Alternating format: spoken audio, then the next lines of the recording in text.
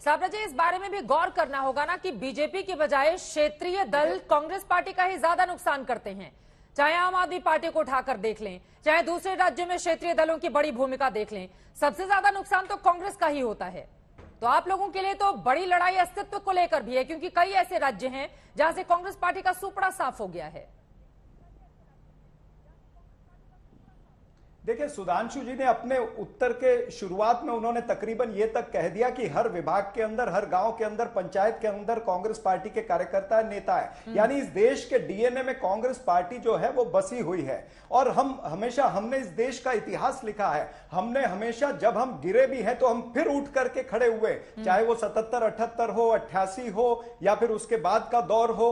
हम अगर जब गिरे हैं, हमने उसके अंदर ट्रांसफॉर्मेशन लाया है और ये एक ट्रांजिशन पीरियड कांग्रेस पार्टी के अंदर चल रहा है। 2004 में जब शाइनिंग इंडिया का इतना बड़ा बवाल किया था भारतीय जनता पार्टी ने, और ऐसे देश को लगता था कि अटल बिहारी वाजपेयी जी के सिवाय और कोई नेता ही नहीं है इस देश का जो आज ये माहौल परसेप्शन बनाने का प्रयास कर रहे हैं। लेकिन उसी समय कांग्रेस पार्टी जीत करके आई थी श्रीमती सोनिया गांधी जी के नेतृत्व में, और किसी को पता ही नहीं था कि डॉक्टर मनमोहन सिंह कभी देश के प्रधानमंत्री बन सकते हैं। तो डॉक्टर मनमोहन सिंह देश के प्रधानमंत्री बने। 10 साल उन्होंने देश को अच्छे से चलाया। जबकि वर्ल्ड की रिसेशन आई, उस समय भी डॉक्टर मनमोहन सिंह ने इस देश की नींव को मजबूत रखा, इस देश की शान को बरकरार रखा। तो इस तरह से ये जो आपका अहंकार है सुधांशु जी, इस अहंकार को छोड़ना पड़ेगा।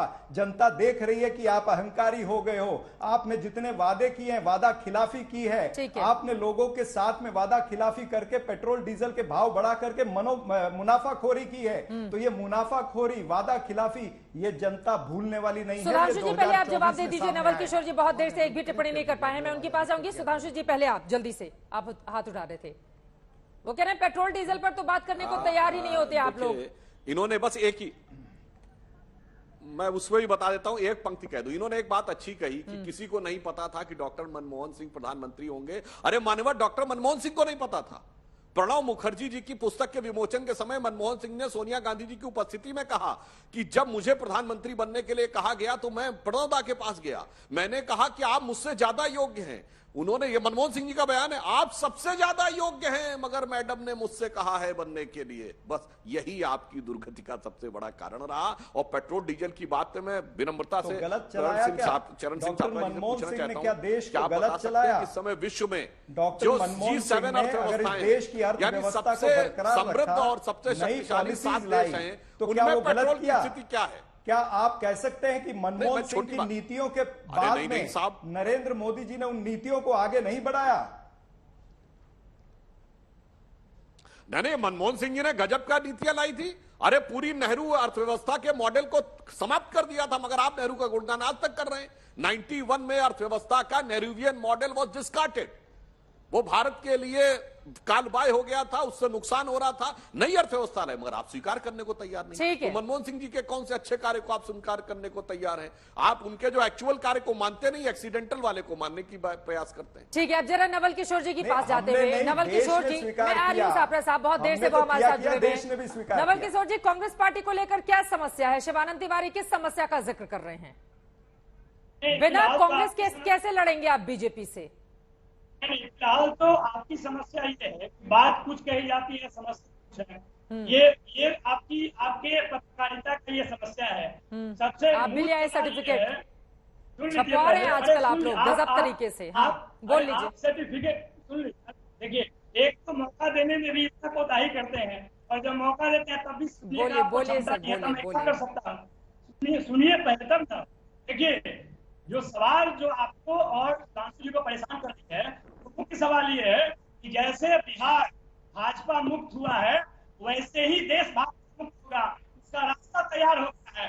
तो यही समस्या भाजपा की है और उन चतुर पत्रकारों की है जो इस तरह के सवाल लेकर खड़ा होते हैं कि यहाँ पर लीडरशिप कौन होगा, कौन नेतागिरी करे। अरे यहाँ तो आप कांग्रेस के साथ हैं। अब दिल्ली के लिए कांग्रेस को साथ में रखिएगा तो नीतीश कुमार को आगे कैसे करिएगा?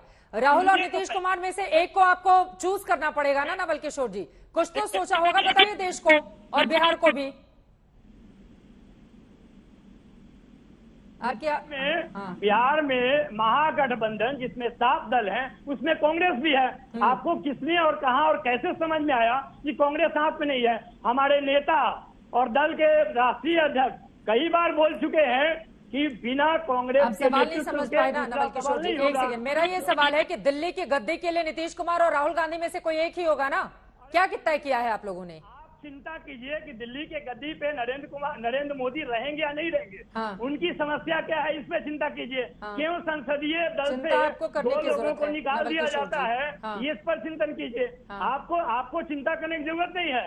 आपकी चिंता ये है कि कैसे हम एजेंडा और भाजपा प्रोपेगेंडा करें। अब आपके पास जवाब नहीं, इधर उधर घुमा रहे हैं। पूछिए नीतीश कुमार राहुल गांधी में से कौन, तो इस पर जान ही रहे हैं आप। ठीक है सर, अब समझ में आ गया। अरे बात सुनिए पहले। अरे क्या बात सुनो, आप इधर उधर लेकर जा रहे हैं। मीडिया पर डिबेट करने के लिए थोड़ी ना बैठाए नवल किशोर जी।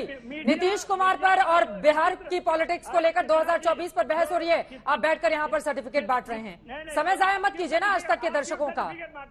आप ही केवल सर्टिफिकेट बांटिएगा कि नेता देश में केवल नरेंद्र मोदी है और उसके अलावा कोई नहीं है। अब प्रधानमंत्री तो मौजूदा वक्त में वही है, प्रधानमंत्री तो वही है। आपका नेता कौन होगा 24 के लिए, ये पूछ रही हूँ। विचित्र पत्रकारिता को त्याग दीजिए। फिर अब छोड़ दीजिए नवल किशोर जी, ये बैठकर यहाँ पर पत्रकारिता का सर्टिफिकेट देने के लिए ना आप लोगों को नहीं बुलाया जाता है नवल किशोर जी।